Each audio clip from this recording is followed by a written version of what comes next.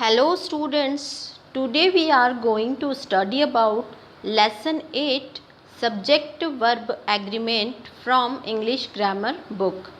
Students आज हम English grammar book का लेसन 8 जिसका नाम है सब्जेक्ट वर्ब एग्रीमेंट इसको पढ़ने जा रहे हैं।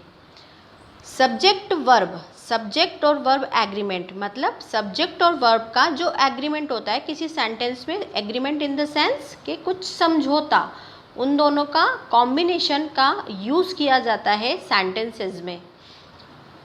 तो उसके कुछ रूल्स होते हैं, वो रूल्स ही हम इस लेसन में पढ़ने वाले हैं। The simple rule of subject verb agreement is that a verb must agree with its subject in person and number.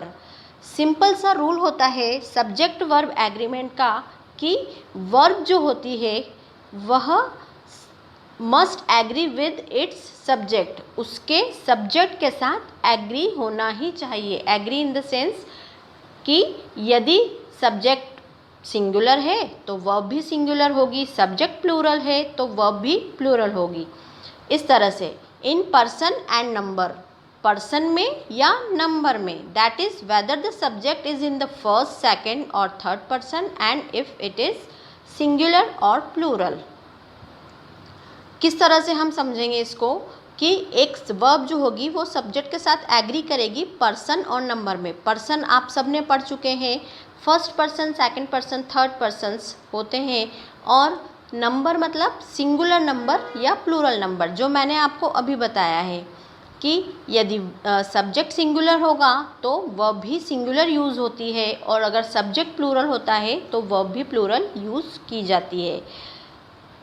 अब जो ये रूल है हम इनको पढ़ते हैं। Singular and plural form, first rule, सबसे पहला रूल है singular and plural form. It is not difficult to distinguish between the singular and plural forms of nouns and pronouns. यह बिल्कुल भी डिफ़िकल्ट नहीं है, कठिन नहीं है कि हम पता लगा सकें कि कौन सा नाउन या प्रोनाउन सिंगुलर है या कौन सा नाउन या प्रोनाउन प्लूरल है। यू ऑल नो दैट, आप सब इस चीज़ को जानते हैं। Almost without thinking you can tell which of the following lists refers to one single person or thing and which refers to more than one. अब जो एक लिस्ट आपके सामने आने वाली है, जो नीचे लिस्ट दी गई है, आप उसको विदाउट थिंकिंग मतलब बिना सोचे आप उसको बता सकते हैं कि इसमें कौन सा सिंगुलर नंबर है और कौन सा प्लूरल नंबर है।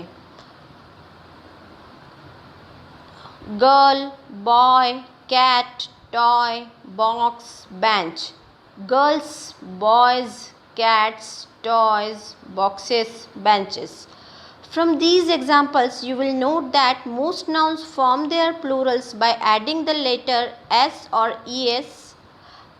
जो आपने लिस्ट अभी देखी है इसमें आप देख सकते हैं, जो भी एग्जाम्पल्स आपने देखे हैं उसमें कि जो मोस्ट ऑफ नाउन्स हैं ना, अधिकतर नाउन्स ऐसे होते हैं जिनका हम जब प्लूरल बनाते हैं तो हम उसमें लेटर एस या लेटर ई एस को ऐड करते हैं और उनका प्लूरल बन जाता है। विद नाउन्स देन एस और E S is a clue to the plural form of a noun. Noun के साथ एस या ई एस क्या है? क्लू है, संकेत है कि वो नाउन कैसी है, प्लूरल फॉर्म में है। जब उसमें एस या ई एस लग जाता है तो वो नाउन प्लूरल हो जाती है। Similarly, you can easily tell the difference between the singular and plural forms of a verb. इसी तरह से आप verb सिंगुलर है या प्लूरल है, ये डिफरेंस, ये अंतर भी पता कर सकते हैं, आसानी से पता लगा सकते हैं कि जो वर्ब कि कौन सी वर्ब सिंगुलर है और कौन सी वर्ब प्लूरल है। फिर से हम एक लिस्ट देखते हैं। Comes, goes, plays, tries, cries, opens. Come, go, play, try, cry, open. But do you notice that a verb in the singular forms ends with s or es? अब ये जो ऊपर मैंने लिस्ट अभी आपको दिखाई है, जो मैंने पढ़ी है, comes, goes, place, tries, cries, opens, ये वर्ब्स जो है ये सिंगुलर फॉर्म में है। And come, go, play, try, cry, open, ये वाली जो वर्ब्स हैं ये प्लूरल फॉर्म की वर्ब्स है, ये प्लूरल फॉर्म में है सारी वर्ब्स। तो आपने एक चीज़ नोटिस की होगी कि जब वर्ब सिंगुलर फॉर्म में होती है तो उसमें एस और ईएस लगाया जाता है। ऊपर हमने देखा है कि जब नाउन प्लूरल फॉर्म में होती है तो उसमें एस या ईएस होता है, और वर्ब जब सिंगुलर फॉर्म में होती है तो उसमें एस या ईएस लगाया जाता है। तो अब एक चीज़ आपको हमेशा याद रखनी है कि यदि नाउन प्लूरल फॉर्म में होगी तो उसमें एस ईएस लगेगा, लेकिन वर्ब अगर सिंगुलर फॉर्म में होगी तो उसमें एस या ईएस लगता है। ये चीज़ आपको ध्यान रखनी है। The exceptions which are not difficult to remember are verbs used with the personal pronouns I and singular you.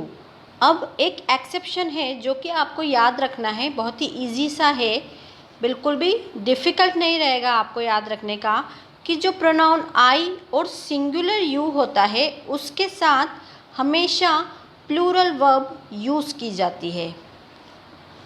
All the examples above are in the present tense. All past tense verbs have the same form in the singular and the plural with the exception of was and were. अभी जो ऊपर ये हमने examples देखे हैं, comes, goes, pledge या कम, गो, play, ये सब जो एग्जाम्पल है ये प्रेजेंट टेंस के एग्जाम्पल्स थे। इसी तरह से जो जब हम पास्ट फॉर्म में अगर हम उसको पास्ट टेंस की वर्ब्स होंगी तो उसमें सिमिलरली चेंजेस कुछ होते हैं, सिर्फ और सिर्फ एक्सेप्शंस होता है उसमें वॉज और वर का। पास्ट फॉर्म में जो वर्ब यूज़ होती है वो वॉज वर हो जाती है, प्रेजेंट फॉर्म में वर्ब चेंज होती है। अब जो सेकंड रूल है, verbs agreeing with personal pronouns. अब पर्सनल प्रोनाउन के साथ वर्ब्स को एग्रीमेंट जो है वो किस तरह से किया जाता है, जब सब्जेक्ट जो हो वो पर्सनल प्रोनाउंस हो। You all know that personal pronouns have 3 persons. Personal pronouns 3 persons में होते हैं, first person, second person and third person. When a personal pronoun is the subject we know how the verb agrees with the person. यदि personal pronoun subject के रूप में है तो verb किस तरह से एग्री होगी सब्जेक्ट के साथ, वो अब हम देखते हैं। I play, I am playing, I have played, I was playing.